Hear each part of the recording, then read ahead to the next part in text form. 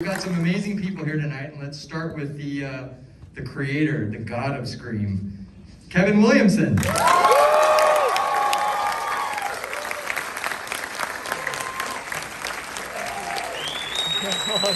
up next, the director of the film, Matt Bettinelli-Olpin.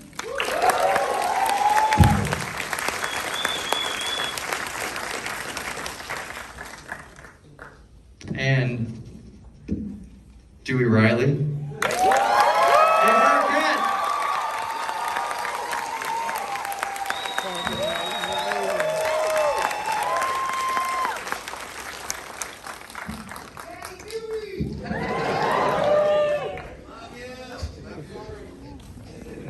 Rest in peace. So, Matt, I'm going to start with you.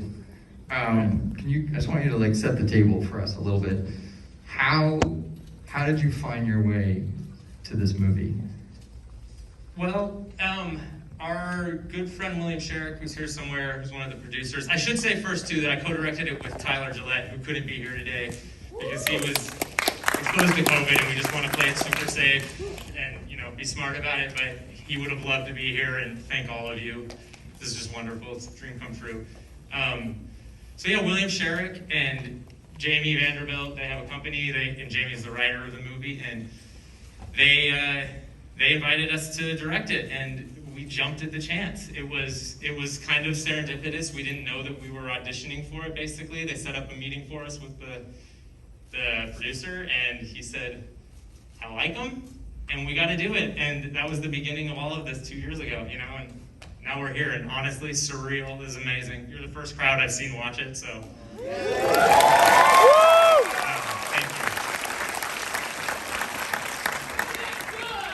you.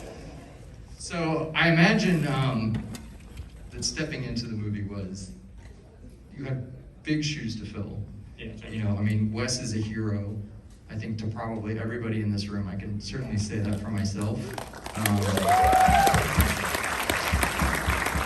And so I think what I'm wondering is, coming into something like this, how did you want to sort of both honor the legacy of the franchise, but also put your own stamp on it? Yeah, we talked about that a lot, and I think it was really important to us to honor Wes, I think, more than anything, and those were the first conversations we had with you, and because that's not something we took lightly. He's an idol of ours, and so to even have this opportunity was incredible. And I think one of the things that we really learned from him is taking risk and taking chances, and that was something that we really tried to do in this, where we wanted to make sure that we took everything we loved about Scream and everything that you guys had done with Wes, and then pay our respects to it, and also pay respects by making sure that it moves forward. And that was kind of our goal across the board from day one. Now, when I saw Ready or Not, thank you, great film. And of course, everybody who's seen the film remembers the end of the movie, right? We've got these exploding heads, and it was really gory. And that was something that really stood out for me too with this film, was that this seemed like the most hardcore, violent, gory Scream ever made. And was that part of your decision process in terms of how to kind of separate the movie a little bit from the others? I think it's funny, because I think to us, the others are really gory, and they really push the boundaries, and we felt like we were kind of in line with that. We got Tatum's head, and there's so much of that in the others that we just love, because it always, I think one of the magic things for me as a fan of Scream up until this one is that it's such a great movie that welcomes you in. It feels fun and big and popcorny and just like a great time. And then it has those really challenging moments where it gets kind of intense. And you're like, oh, fuck, I have to sit through this. Oh, my God. And I think that's part of the experience. And so we really tried to make sure that we had that in here. And I think that's how it came through. Right. I think you had it. I was there. David, you get the script. What do you know going into it? Do you know anything? No, I didn't know anything going into it. So when your character died. What? Were you shocked? Yeah, I was, but I had a conversation. The initial thing with all of us was, Wes, losing Wes and how much he meant to all of us. He was such an important figure in my life as an actor, but as a person as well, just as a human. So yeah, but I love playing the role of Dewey, so I really wanted to be a part of it. I was the first one to sign on. I knew that would kind of drag the others. You were the worm on the hook, so to speak. Yeah. That's amazing. This was kind of, it was Dewey, but there was so many layers to this character, and in this film, I was really moved by him. And what was the dialogue that you guys were having with each other to sort of find that? Because it was the same Dewey, like in the text message moment, which is amazing, but there's also there's Dewey the survivor, and there's Dewey who has PTSD, and Dewey who's going through so much loss and pain, and that was a really important and powerful layer to the character, and I'm just wondering what that process was like between you guys. Yeah, it was challenging. It's such a strange film because it's lasted 25 years and it's sort of tracked the course of my life in that time period. So my daughter Coco was here. She saw the film for the first time. That was just exciting for her to see parents on screen.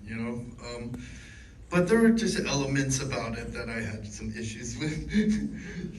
Some of it got cut out, so it wasn't as big a deal as when I first read it. So, he was much more of a drinker in the original script. I was like, oh, it kind of feels a little, like some of the problems I had gone through in the past. So I was like, that just doesn't seem like Dewey. Like, he could be depressed, but he doesn't have to be like a boozer. He could be totally like his life didn't work out, but it got a good line. It got the good, that cut deep line. That was great. Which, that was David improv. It was amazing. Oh, was it? Yeah, that was all you. Okay, good. Yeah, because it was real. There were a couple moments that I was sad not to see. There's another moment when I was sitting down and Heather's character said again, say hi to, and I was like, again, not married. Not married anymore. Kind of thing. Just because that's life, but. Did everybody kind of have did everyone come with their their list of I need these things to come back into this franchise? Everybody had thoughts. Yeah. All of which got incorporated, and we had a lot of talks about that with Dewey, and we had a lot of talks with Ned and Courtney about it as well. And I think, at the end of the day, us as the kind of new kids on the block really relied on the three of them, on you, to kind of help us find our footing in the Scream world, and it was just invaluable. And a lot of it got worked into the script. I'd say most of it. Yeah, that's great. So the movie, it's funny, on the surface, the movie sort of examines the sort of current trend of requels, which is really smart and extremely clever, but ultimately it ends up being a movie about toxic fandom. And it's funny because I was laughing when I saw the film because there's all these jokes about elevated horror, and obviously, the Babadook and Hereditary, and it's interesting because this movie's constantly having a conversation with itself, and that's what I think makes this elevated horror. No, I'm kidding. I don't believe in that, but it's so interesting that that's constantly happening. But I'm curious about how your own experience sort of may have informed the film in terms of toxic fandom, because I would imagine that all three of you have experienced some version of that. I know I have. Can we talk about that a little bit? Me? Sure, yeah, you can start. I don't know. My experience with the horror fans is that they're the sweetest people in the world. Usually. When you meet them at the Agreed. Yeah, you meet them at the conventions or wherever. I don't know. Life's complicated. People are complicated. We all have our stuff. So I don't know. I don't know. I don't want to talk bad about anything. Yeah, and we hope the movie never comes off as mean-spirited, because that was never the goal, you know. And that was something that Guy and Jamie did so well in the script, is starting that conversation. And I think part of what got really interesting for us is that we are literally fans making the new Scream. So there was this really intense kind of meta thing happening throughout the process, where we kind of felt like we were, you know, without killing people, we were in that position of like, well, here's our version of it, and we're doing our thing. And, you know, it was, I mean, as Scream has always been, it was a very meta experience, and that toxic fandom conversation was something that was just fun to kind of have and let the movie have. And, you know, we always approach it as we're a part of that conversation, because we are movie fans above all. So, you know, we're a part of it, and that's like the fun of why I think it's so fun to talk about it. Kevin? Yes, Chris. Toxic fandom doesn't matter. You know, I haven't had any. I mean, I've had, you know, the occasional stalker, but in terms of fans, no, it's been nothing but a blessed experience. They're so lovely, you know. So it's nice to do something that has lived on this long, and people still seem to dig it, and still, you know, they come up to you, oh, it's my favorite scary movie, and then now it's just, hey, it's my mom's favorite scary movie. So, to that end, way back when you wrote the first film, did you ever imagine that it would get this far, that there would be this many films and this kind of an audience? Could you even imagine that? Never in my wildest dreams. You know, I wrote this script out of desperation. I was broke, I was hungry, I had bills to pay. It was really that struggling writer, and I had no money at all, and I was out of oodles and noodles, and I really wrote it out of desperation. And it poured out of me in like 3 days, to be honest. And I did an outline, but the outline was 2 weeks, and then I wrote, I was moving. And the script I wrote over those 3 days is, you know, give or take, I would say 90% of what we shot. Wow, that's amazing. I'm just sort of wondering about, again, speaking to how the longevity of the franchise, why do you think people have come back over and over again? What do you think is sort of the magic of this particular franchise? You know, it's so interesting, because I can never understand what the zeitgeist is. I never really understand what's going to work until it works, and then you hit the zeitgeist. And when this movie first came out, I think the timing of it was absolutely perfect, because horror movies were in the toilet. No one was making this type of film, and I was frustrated by it, because I love slasher films. I always have. And I wanted to write the movie I wanted to see. And so I did, and I really utilized the, you know, my knowledge of horror films just like anybody would. And I wanted to put a real teenager who had actually seen all the horror movies in a real horrific experience. Yeah, And it worked. it's interesting because, you know, I've read a criticism that like the first Scream, because it was so meta and because it examined the genre so acutely and specifically, that it was sort of like the death of the traditional slasher film. But when I saw the movie, I remember thinking, A, it's a love letter to the genre, and that it actually was able to it was a rebirth to me. And is that sort of the sentiment? I imagine it's the sentiment of most fans, but is that something that you kind of felt from people? That is exactly what I felt, and watching this film, I feel it again.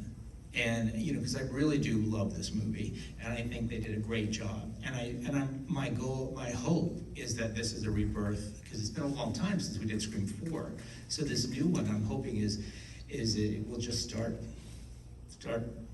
the road, you know, lead the path down so that there's more. In my, you know, I hope it is.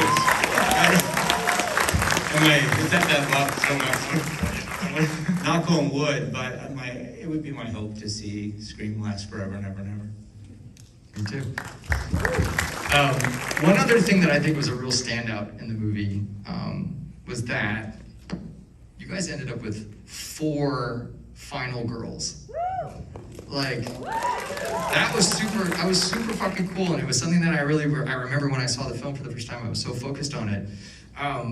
Was that always the design? Was that always the plan, or was someone else maybe supposed to die, or? That was in the script that we read. It was exactly that. And there was something, I remember reading it for the first time, and we all kind of had that same reaction that you had. We were like, that's fucking cool. The first time I read the script, I loved it, because I instantly felt the sisterhood between Sam and Tara and Sydney and Gail. And that parallel, that worked. I thought it worked beautifully, and it was on the page, and it made it to the screen beautifully. Yeah. I'm still pissed about Dewey, but I am too. Can he maybe he lived? We did not know. Brothers Well, don't know about. Stab 8 went off the rails, so. Briefly before, I've got some fan questions, but one other thing I just wanted to bring up. So, Easter eggs. Were they in there? Were there a bunch of them? Were there tons of them? Like, are they everywhere? There are tons. There's Yeah. so many. Yeah. And Are there any favorites you want to mention, or are we trying to keep that secret?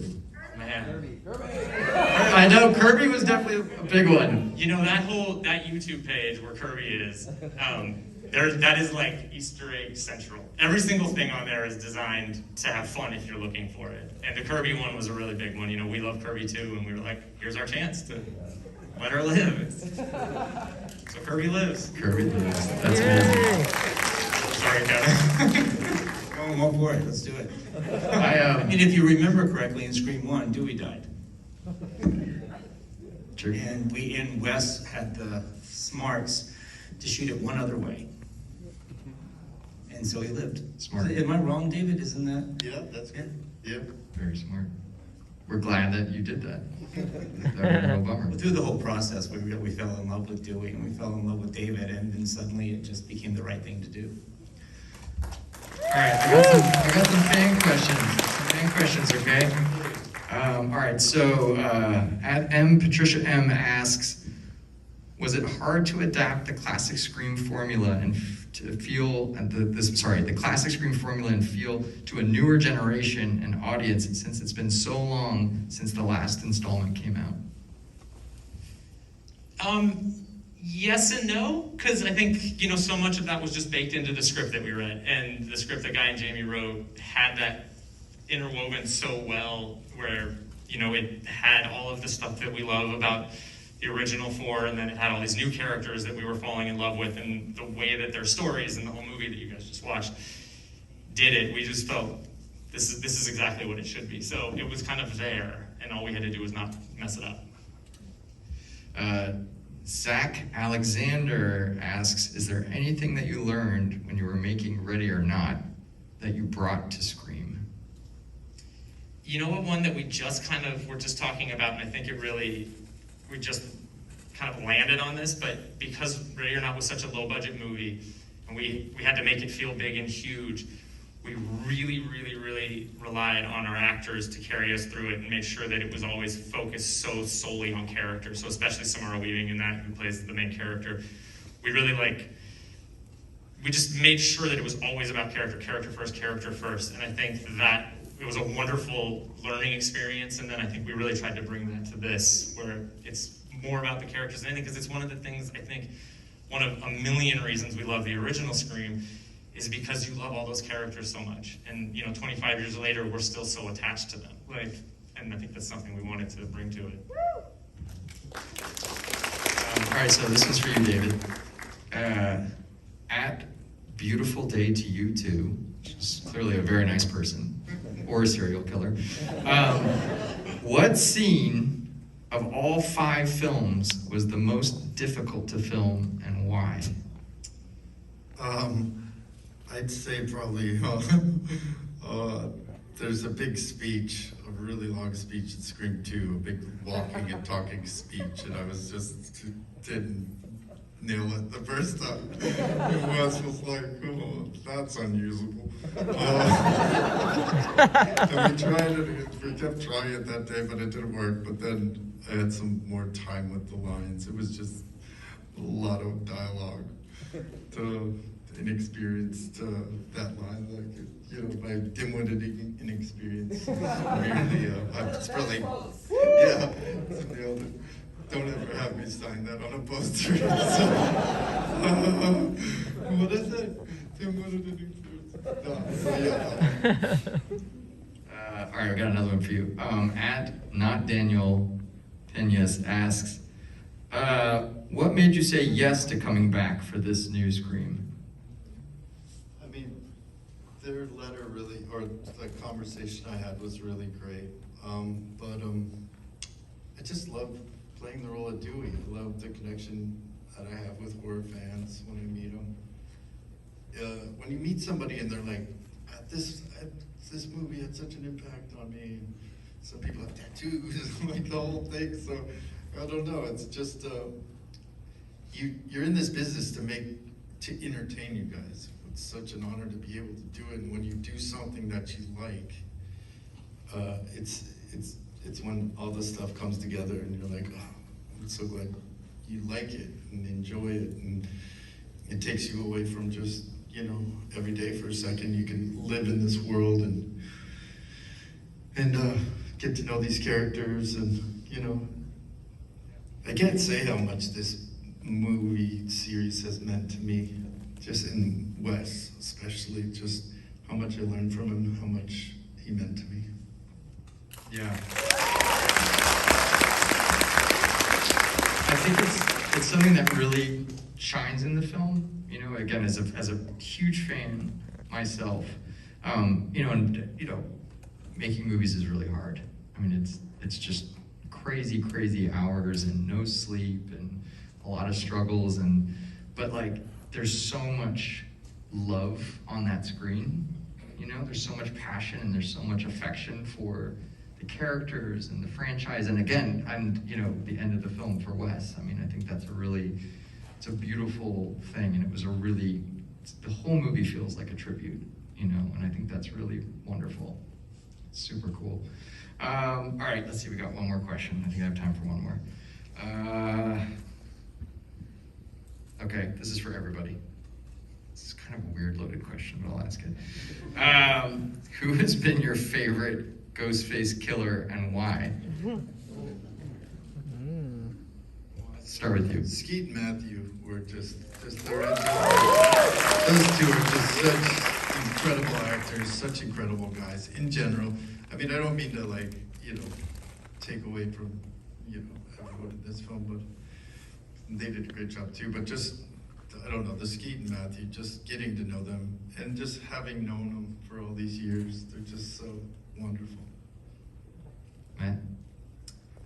Same thing. I mean, I just think that they're so incredible in that first movie, and I think especially the whole arc they have, but that kitchen scene is, I think, my favorite scene, you know, one of my favorite scenes of all time in any movie. So yeah, it's just incredible.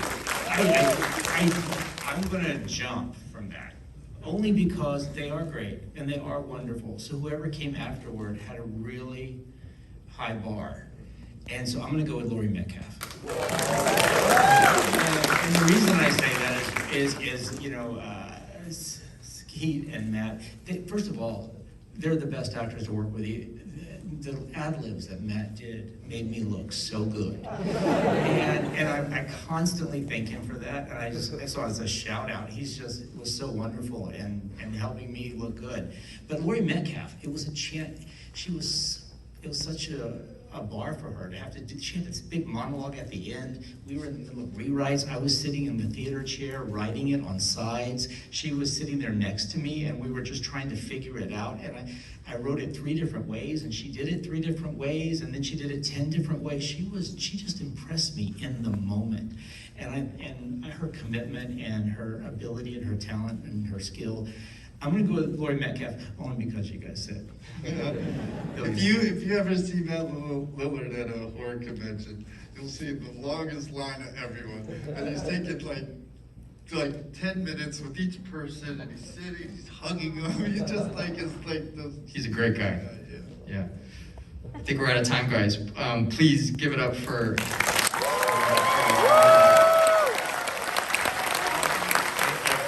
so much. You wouldn't be anything without the fans. So thank you. Thank you.